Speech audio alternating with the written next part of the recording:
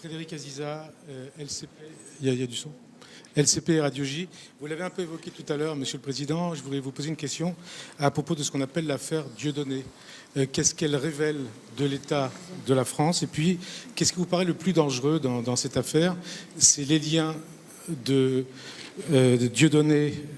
Qu'est-ce qui est le plus dangereux, pardon, pour vous et pour la société française? C'est le fait que Dieudonné veuille fédérer avec Alain Soral une France antisémite, black, blanc, beurre, ou les liens de Dieudonné avec le Front National? Moi, je vais d'abord saluer une victoire. Parce que quand on engage une action, à un moment, il doit y avoir un résultat. Beaucoup s'interrogeaient. Était-il possible d'empêcher celui que vous avez cité de faire des spectacles dont une partie du contenu était clairement antisémite?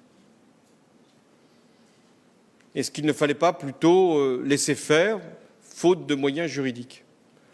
Le Premier ministre, le ministre de l'Intérieur ont dit « Nous allons empêcher qu'un spectacle clairement antisémite puisse continuer de se produire et de faire même une tournée en France telle qu'elle était prévue. » Pour cela, il fallait prendre une circulaire. Ce fut fait. Permettre aux maires des villes concernées et aux préfets d'agir au nom des troubles à l'ordre public et de l'atteinte à la dignité des personnes. Les responsables locaux concernés ont fait les procédures. Et le Conseil d'État, en toute indépendance, a dit le droit. Quel est le droit?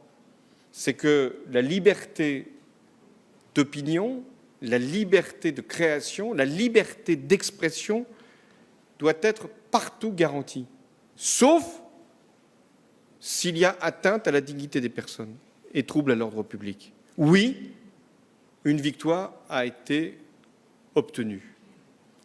Je comprends, beaucoup de compatriotes se disent « Oui, mais est-ce qu'en parlant de ça, on ne parle pas du reste ?» Souvent, c'est évoqué. Et si on ne parlait pas de ça, qu'est-ce qu'on nous dirait? Vous avez laissé faire. Et c'est là que la question de ce que ça peut avoir comme conséquence dans la société doit être effectivement traitée.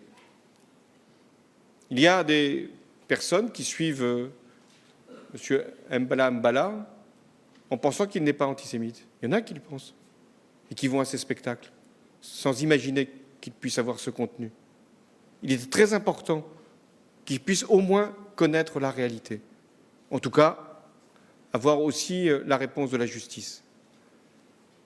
Je constate aussi que M. Mbala a renoncé à son spectacle et a enlevé les parties les plus litigieuses. Est-ce qu'il y a des liens avec d'autres mouvements? Oui, bien sûr qu'il y a des liens. Les antisémites, c'est un réseau. Ils ne viennent pas forcément tous des mêmes sources, n'ont pas eu les mêmes parcours. Mais enfin, c'est un réseau.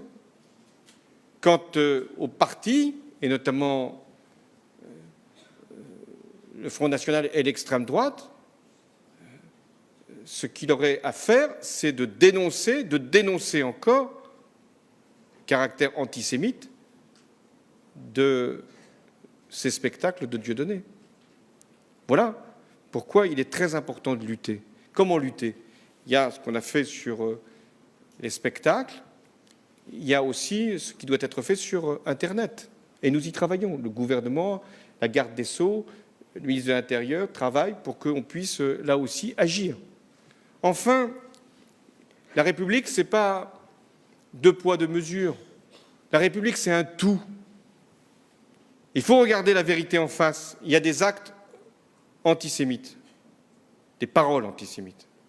Il y a des actes anti-musulmans, nombreux, avec des profanations, avec des inscriptions, et qui doivent tout autant être dénoncés. Il y a des actes antichrétiens, avec des personnes qui pensent qu'on peut aller s'exhiber dans une église et faire des gestes qui touchent profondément les consciences des croyants. Aucun de ces actes, je dis bien aucun de ces actes, ne peut être accepté. Et c'est précisément parce qu'on aura cette volonté farouche, cette intransigeance qui ne fera pas de distinction, qu'on peut lutter contre certains qui pensent qu'il y aura un système qui favoriserait les uns et voudrait oublier les autres. Non, il n'y a pas de système. Le seul système que je connaisse, c'est le système du racisme, de l'antisémitisme et également de la xénophobie. Ça, c'est un système. Mais la France, elle est républicaine. Il n'y a pas de complot dans la République. Il n'y a personne qui est instrumente ou qui voudrait s'en prendre à des catégories. Il n'y a pas de communauté. Tous les citoyens doivent être protégés de toutes les attaques, de toutes les agressions. De la même manière, la lutte contre les discriminations, c'est très important parce qu'effectivement, quand on est floué, humilié dans son propre quartier, on peut aller se réfugier vers certaines causes. Il y a un autre phénomène qui n'a plus rien à voir avec celui que vous décrivez, mais qui est tout aussi inquiétant. C'est un certain nombre de jeunes Français, aussi de jeunes étrangers en situation régulière en France, qui vont en Syrie combattre. 700 sont recensés. C'est beaucoup. Certains sont morts. J'ai encore à l'esprit le témoignage de cette mère qui a perdu 2 de ses proches, 2 de ses enfants. Donc nous devons aussi les mettre en garde. Et puis aussi lutter contre un certain nombre de réseaux et de foyers qui entretiennent le terrorisme. Vous voyez, la République, oui, c'est une bataille, elle aussi. Mais là-dessus, chacun sera regardé par rapport à ses positions. Et ceux qui seront indulgents à l'égard de ces phénomènes, voire même protecteurs, auront à payer le prix. Monsieur le Président, Stéphane Grand pour le quotidien L'Opinion. Voilà. Juste une petite question, une petite précision sur ce pacte de responsabilité que vous avez mis sur la table. Tout simplement, est-ce que vous allez remettre en cause le CICE au profit de la suppression des cotisations familiales ou simplement les inclure ensemble, ce qui, de toute façon, provoquerait effectivement un partage, une somme qui est évidemment différente. Et vos engagements de réduction des déficits vis-à-vis de Bruxelles sont de 50 milliards. Si vous mixez le CICE et la baisse et des allocations familiales, forcément, la facture va être plus lourde.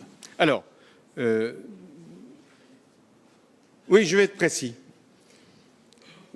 Dans le pacte de responsabilité,